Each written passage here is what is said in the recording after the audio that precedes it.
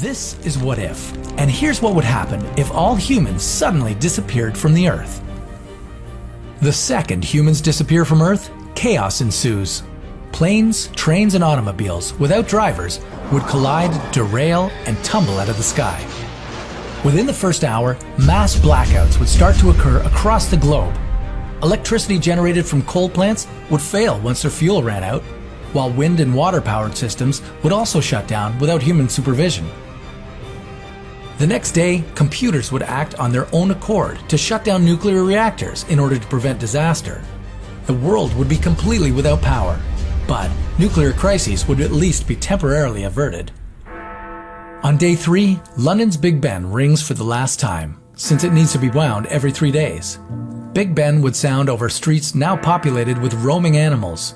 Thousands of pets and zoo creatures would have to break free or suffer starvation. Within 10 days, security measures in nuclear power plants would finally fail, setting off a chain of explosions and releasing toxic radiation across the globe. Wildlife in affected regions would die, but elsewhere, other species would prevail. Domesticated cattle and livestock would take to the North American Great Plains where they could graze freely. Supermarkets would be infested with mice and rats, and former pets would turn feral in their bid for survival. Within a few years, the cities we so easily recognize today would look like converted natural theme parks. Nuclear radiation would have cleared, and vegetation would sprout across the urban sprawl. Moss would overtake the streets, while trees and flowers would travel up and along abandoned towers. After 30 years, the satellites we sent up to explore would fall back down to Earth with no one to collect their data. Homes and skyscrapers will have rotted or collapsed. In some coastal areas, entire cities will have been reclaimed by the sea, and old ships, sunk or ran aground, would be the foundation of new coral reefs.